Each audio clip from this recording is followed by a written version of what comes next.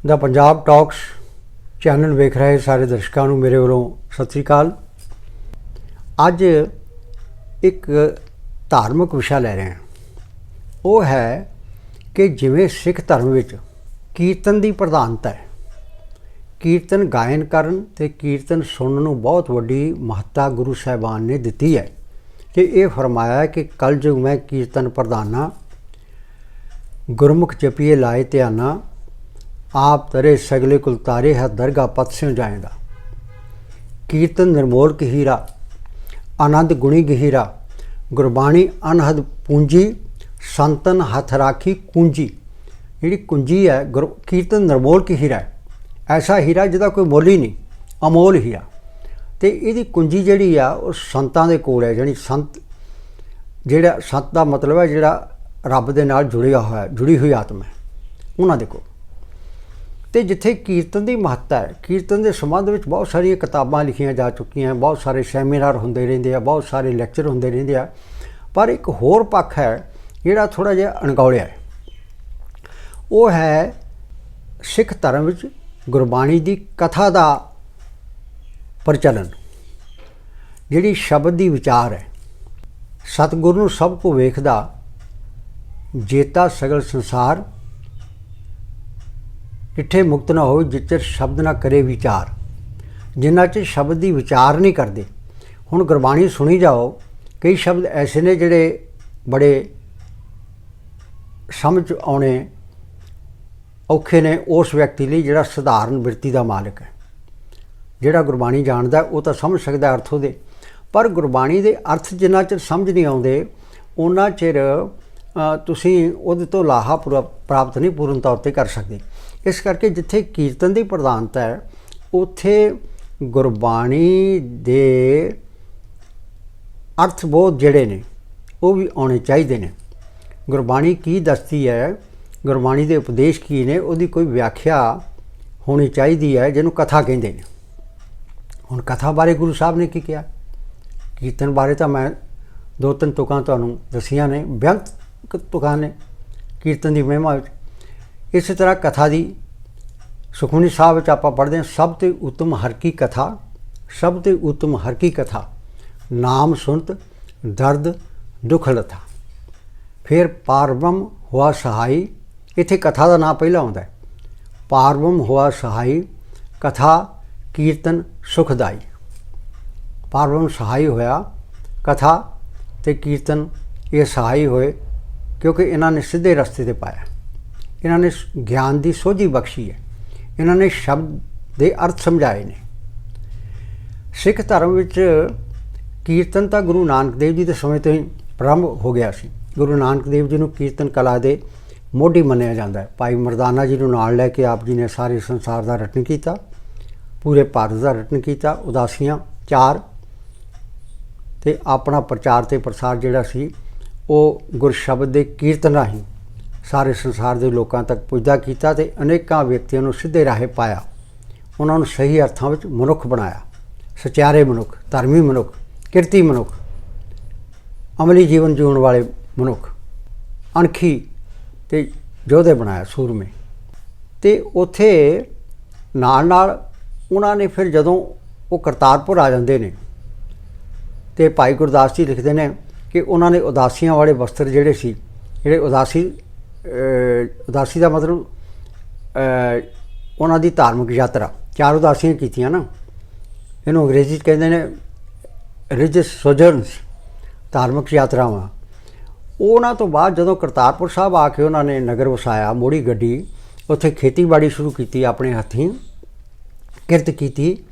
उत्थे फिर भाई गुरदास कहते हैं वस्त्र उदासी सकल उतारा। उत्थे उदासियां वेले जिहड़े वस्त्र पाउंदे सी गुरु साहब, वो गुरु साहब की खूबी सी, जिस देश जाते सन उहो जिहे वो पहरावे नूं धारण करते सन। जिवें वो जदों उत्थे गए आ ना मक्का, तो उत्थे लिखिया आसा हथ किताब कछ रोड़ा की गुरु करी विछाई। आसा हुंदा सोटा ते किताब कछ विच लैके, कि उस तरह का उन्होंने कूजा बाग मुसल्ला धारी, ये इस्लामी टर्मीनोलॉजी है। उस तरह का वेश उन्होंने बनाया। बाबे भेख बनाया, उदासी की रीत चलाई। भेख का मतलब पहरावा, उस तरह का पहरावा पाते हैं जिस मुल्क जाते सन, ताकि लोगों नाल रच मिच सकन, लोग समझन कि साडे विचों ही है। बहुत वड्डा दृष्टिकोण है गुरु नानक देव जी का, बहुत वड्डा हर पक्षों। फिर जदों करतारपुर आ गए, इत्थे फिर दीवान सजन लगे, किरत भी हुंदी ते नाम भी जपदे ते वंड छकदे। इहनूं अमली रूप गुरु साहब ने देना शुरू किया। अपने सिखां सेवकां नूं कहा कि किरत करो। आप भी करते सन, हल वाहुंदे सन, फसलां नूं पानी दिंदे सन ते फसलां वढदे सन। फिर वो लंगर विच भी सेवा करते सन। उस तो बाद एक दिन गुरु साहब ने अपने अनंत सेवक भाई लहणा जी नूं ये हुक्म किया, जिन्होंने बाद विच उन्होंने पूरियां परीक्षावां तो बाद सफल होने ते लहणे तो अंगद ते फिर गुरु अंगद देव थापिया दूसरी पातशाही। उन्होंने कहा अपना बहुत निकटी जान के कि तुसीं सानू गुरबाणी दी कथा सुनाओ। तो कहिंदे ने इतिहासकार, इतिहासक वाले मिलते हैं कि पहली बार जिहड़ी गुरबाणी दे शब्दां दी कथा सी, जिहड़ी बाणी उचारी हुई सी गुरु साहब दी, गुरु साहब ने आप भी किरपा की ते कुछ प्रेरणा करके अपनी बख्शिश करके अपना मेहर भरिया हथ सीस ते रख के ये सेवा भाई लहणा जी तो उहदा नाम लहणा सी उन्हां तो लई। इस तो बाद फिर जदों गुरियाई मिल जाती है, गुरु अंगद देव जी विराजमान हो जाते हैं दूसरे गुरु के तौर पर, अध्यात्मक गुरु के तौर पर। खडूर नूं फिर उन्होंने अपना खडूर साहब उन्होंने उन्होंने अपना प्रचार का केंद्र बनाया। इत्थे नाम बाणी की चर्चा होने लगी। इत्थे दो सिखां का जिक्र आता है। वैसे तो बहुत सारे नाम होर भी ने, पर मुख तौर पर भाई खेड़ा ते भाई पिरथा ये जिहड़े सी ये कथा विचार करते सन। गुरबाणी की सोझी सी इन्हां नूं, अर्थां दी किरपा तो गुरु दी सी। उन्हां नूं गुरु साहब ने ये सेवा बख्शी, उन्हां तो सेवा लेंदे रहे। होर सिखां दे भी नाम आउंदे ने। इस तो बाद फिर आ जांदा जी गुरु अर्जन देव जी का जिहड़ा सी कार्यकाल। गुरु अर्जन देव जी ने जदों श्री गुरु ग्रंथ साहब की रचना की तो बीड़ तैयार हो गई, ग्रंथ तैयार हो गया। पोथी साहब इसका नाम रखे गया, पोथी परमेश्वर का थान। ये जिहड़ी पोथी है शब्द है गुरु है, एक किस्म का संकल्प गुरु अर्जन देव जी ने ही पहला तो गुरु नानक देव जी ने देता सी। जो सिद्धा ने पूछा ना कि कौन गुरु किसका तू चेला, तो गुरु साहब ने कहा शब्द गुरु सुरत तुन चेला।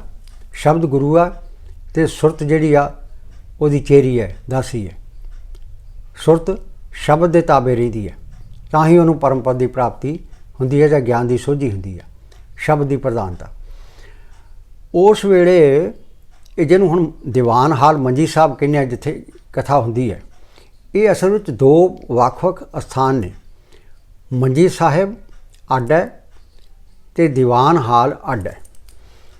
ये कहा जाता इतिहास विच जिक्र आता है, विद्वान दसते ने कि श्री गुरु अर्जन देव जी महाराज पंजवें पातशाह बाणी के बोहित गुरु ग्रंथ साहब के संकलन करता, उन्होंने मंजी साहब तो 12 माह माझ महला पंजवां जिहड़ा हर संग्रांद ते पढ़िया जाता, हर महीने का पाठ ते संगतां सरवण करदियां ने। इहदी कथा गुरु अर्जन देव जी ने कई बारे मंजी साहब तो की ते संगतां सरवण करदियां सन। एन उस समय जिहड़ा नाल लगदा दीवान हाल है, उहदे विच सिख पंथ के महान विद्वान ते वेद व्यास वजों जाने जाते, जिवें हिंदुआं विच वेद व्यास का नाम है, महर्षि व्यास का बड़े विद्वान सन। इस तरह सिखां विच भाई गुरदास पहले, दो भाई गुरदास होए कि 10वें पातशाह वेले होए, गुरु अर्जन देव जी के वेले होया, जिन्होंने गुरु ग्रंथ साहब की बीड़ लिखी है। जो रामसर विच बीड़ लिखी गई ना, ਮੀਟ ਤਿਆਰ ਹੋ ਰਹੀ ਸੀ। ਗੁਰੂ ਸਾਹਿਬ ਬਾਣੀ ਉਚਾਰਦੇ ਸਨ। ਭਾਈ ਗੁਰਦਾਸ ਜੀ ਜਿਹੜੇ ਗੁਰੂ ਸਾਹਿਬ ਦੇ ਰਿਸ਼ਤੇ ਵਿੱਚੋਂ ਸਨ, ਉਹ ਬਾਣੀ ਨੂੰ ਲਿਖਦੇ ਸਨ। ਬੜੀ ਵੱਡੀ ਸੇਵਾ। ਭਾਈ ਗੁਰਦਾਸ ਮਹਾਨ ਵਿਦਵਾਨ ਸਨ, ਪ੍ਰਕਾਂਡ ਵਿਦਵਾਨ ਸਨ। ਉਹਨਾਂ ਦੀਆਂ ਵਾਰਾਂ ਜਿਹੜੀਆਂ ਨੇ ਉਹਨਾਂ ਨੂੰ ਬਾਣੀ ਦੇ ਬਰਾਬਰ ਦਰਜਾ ਹਾਸਲ ਹੈ। ਗੁਰੂ ਗ੍ਰੰਥ ਸਾਹਿਬ 'ਚ ਇਹ ਜਿਹੜੀ ਬਾਣੀ ਦਾ ਦਰਜਾ ਉਹ ਭਗਤ ਬਾਣੀ ਨੂੰ, ਗੁਰੂ ਸਾਹਿਬਾਨ ਦੀ ਬਾਣੀ ਨੂੰ, ਭੱਟਾਂ ਦੀ ਬਾਣੀ ਨੂੰ, ਗੁਰਸਿੱਖਾਂ ਦੀ ਬਾਣੀ ਨੂੰ ਤੇ ਹਾਸਲ ਹੈ। ਭਾਈ ਗੁਰਦਾਸ ਦੀਆਂ ਵਾਰਾਂ ਅਤੇ ਦੀਵਾਨ ਨੰਦ ਲਾਲ ਗੋਇਆ ਦੀਆਂ ਗਜ਼ਲਾਂ, ਇਹਨੂੰ ਬਾਣੀ ਦਾ ਦਰਜਾ ਹਾਸਲ ਹੈ। ਇਹਨਾਂ ਦਾ ਕੀਰਤਨ ਹੋ ਸਕਦਾ ਹੈ, ਹੁੰਦਾ ਹੈ ਅਤੇ ਹੁੰਦਾ ਰਹੇਗਾ। ਭਾਈ ਗੁਰਦਾਸ ਜੀ ਫਿਰ ਮੰਜੀ ਸਾਹਿਬ ਤਾਂ ਮੈਂ ਦੱਸਦਾ ਨਾ, ਦੀਵਾਨ ਹਾਲ ਵਿੱਚ ਕਥਾ ਜਿਹੜੀ ਸੀ ਉਹ ਲੰਮਾ ਸਮਾਂ ਭਾਈ ਗੁਰਦਾਸ ਜੀ ਮਹਾਨ ਵਿਦਵਾਨ ਉਹ ਕਰਕੇ ਸੰਗਤਾਂ ਨੂੰ ਅਰਥਬੋਧ ਸਮਝਾਉਂਦੇ ਰਹੇ। ਗੁਰਬਾਣੀ ਦੇ ਗੁੱਝੇ ਭੇਤਾਂ ਤੋਂ, ਅਗੰਮੀ ਭੇਤਾਂ ਤੋਂ ਜਾਣੂ ਕਰਵਾਉਂਦੇ ਰਹੇ, ਗਿਆਨ ਬਖਸ਼ਦੇ ਰਹੇ, ਗੁਰਬਾਣੀ ਦੀ ਸੋਝੀ ਕਰਾਉਂਦੇ ਰਹੇ। ਅਤੇ ਇੱਕ ਹੋਰ ਇਤਿਹਾਸਕ ਹਵਾਲਾ ਇਹ ਮਿਲਦਾ ਹੈ ਕਿ ਸ਼੍ਰੀ ਹਰਿਮੰਦਰ ਸਾਹਿਬ ਦੇ ਅੰਦਰ ਵੀ ਕਥਾ ਹੋਈ ਹੈ। ਉਹ ਇਸ ਤਰ੍ਹਾਂ ਦੱਸਦੇ ਨੇ, ਗੁਰਪ੍ਰਤਾਪ ਸੂਰਜ ਗ੍ਰੰਥ ਦੇ ਰਚੈਤਾ, ਰਚਨਹਾਰੇ ਜਿਹੜੇ, ਜਿਨ੍ਹਾਂ ਨੂੰ ਮਹਾਕਵੀ ਸੰਤੋਖ ਸਿੰਘ ਸਿੱਖ ਪੰਥ ਵਿੱਚ ਕਹਿ ਕੇ ਯਾਦ ਕੀਤਾ ਜਾਂਦਾ, ਸਤਿਕਾਰਤ ਮਹਾਕਵੀ, ਚੂੜਾਮਣੀ ਕਵੀ ਵੀ ਕਿਹਾ ਜਾਂਦਾ, ਮਹਾਕਵੀ ਸੰਤੋਖ ਸਿੰਘ ਜੀ। ਉਹਨਾਂ ਨੇ ਗ੍ਰੰਥ ਲਿਖਿਆ ਬਹੁਤ ਵੱਡਾ, ਗੁਰਪ੍ਰਤਾਪ ਸੂਰਜ ਗ੍ਰੰਥ। ਉਹ 'ਚ ਗੁਰੂ ਸਾਹਿਬਾਨ ਦਾ ਜੀਵਨ ਵੇਰਵਾ, ਘਟਨਾਵਾਂ ਸਾਰੀਆਂ ਦਰਜ ਨੇ ਕਾਵਿਕ ਰੂਪ ਵਿੱਚ। ਬਹੁਤ ਵੱਡੇ ਵਿਦਵਾਨ ਸਨ। ਹੋਰ ਬੜੇ ਵਿਦਵਾਨ ਗਿਆਨੀ ਗਿਆਨ ਸਿੰਘ ਜੀ ਦਾ ਇੱਕ ਗ੍ਰੰਥ ਹੈ, ਇਹ ਗੁਰਪ੍ਰਤਾਪ ਸੂਰਜ ਗ੍ਰੰਥ ਹੈ, ਉਹ ਪੰਥ ਪ੍ਰਕਾਸ਼ ਹੈ। ਇਸੇ ਤਰ੍ਹਾਂ ਰਤਨ ਸਿੰਘ ਭੰਗੂ ਵਿਦਵਾਨ ਹੋਏ ਨੇ, ਉਹਨਾਂ ਦਾ ਗ੍ਰੰਥ ਹੈ। ਇਸੇ ਤਰ੍ਹਾਂ ਕੇਸਰ ਸਿੰਘ ਛਿੱਬਰ ਹੈ। ਪਰ ਸਭ ਤੋਂ ਸਰਬੋਤਮ ਜਿਹੜਾ ਦਰਜਾ ਉਹ ਗੁਰਪ੍ਰਤਾਪ ਸੂਰਜ ਗ੍ਰੰਥ ਨੂੰ, ਉਹਦੇ ਜ਼ਿਕਰ ਆਉਂਦਾ ਹੈ ਕਿ ਮਹਾਕਵੀ ਸੰਤੋਖ ਸਿੰਘ ਦੇ ਜਿਹੜੇ ਵਿੱਦਿਆ ਦਾਤੇ ਸਨ, ਉਹਨਾਂ ਦੇ ਅਧਿਆਤਮਕ ਗੁਰੂ ਸਨ, ਵਿੱਦਿਆ ਦੇ ਗੁਰੂ, ਜਿਹਨਾਂ ਤੋਂ ਉਹਨਾਂ ਨੇ ਸਿੱਖਿਆ ਪ੍ਰਾਪਤ ਕੀਤੀ ਸਾਰੀ ਕਾਵਿ ਦੀ ਅਤੇ ਗੁਰਬਾਣੀ ਦੀ ਸੋਝੀ, ਉਹ ਸਨ ਗਿਆਨੀ ਸੰਤ ਸਿੰਘ। ਗਿਆਨੀ ਸੰਤ ਸਿੰਘ ਕਾਫੀ ਸਮਾਂ ਸੱਚਖੰਡ ਸ਼੍ਰੀ ਹਰਿਮੰਦਰ ਸਾਹਿਬ ਦੇ ਅੰਦਰ ਬੈਠ ਕੇ ਸੰਗਤਾਂ ਨੂੰ ਗੁਰਬਾਣੀ ਦੀ ਕਥਾ ਸਰਵਣ ਕਰਾਉਂਦੇ ਰਹੇ। ਉਦੋਂ ਮਰਜ਼ਾਦਾ ਹੋਰ ਸੀ ਨਾ ਗੁਰੂ ਅਰਜਨ ਜੀ ਦੇ ਵੇਲੇ।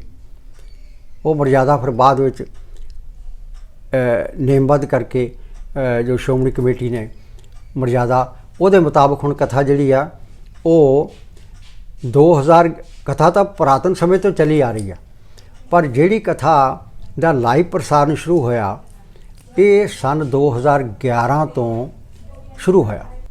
ਇਹ ਕਥਾ ਜਿਹੜੀ ਹੈ ਇਹ ਬਾਕੀ ਗੁਰਦੁਆਰਿਆਂ 'ਚ ਵੀ ਹੁੰਦੀ ਹੈ, ਪਰ ਇੱਥੋਂ ਇਹਦਾ ਸਿੱਧਾ ਪ੍ਰਸਾਰਣ ਹੁੰਦਾ ਹੈ ਸਵੇਰੇ 7:45 ਵਜੇ ਤੋਂ ਲੈ ਕੇ ਤਕਰੀਬਨ 8:35 ਤੱਕ ਇਹ ਕਥਾ ਚੱਲਦੀ ਹੈ। ਜਦੋਂ ਕੋਈ ਵਿਸ਼ੇਸ਼ ਗੁਰਪੁਰਬ ਹੋਵੇ ਜਾਂ ਦਿਨ ਤਿਉਹਾਰ ਹੋਵੇ ਜਾਂ ਦਿਹਾੜਾ ਹੋਵੇ, ਉਦੋਂ ਕਥਾ ਵੱਧ ਵੀ ਸਕਦੀ ਹੈ, 9 ਵਜੇ ਤੱਕ ਵੀ ਚੱਲਦੀ ਰਹਿੰਦੀ ਹੈ।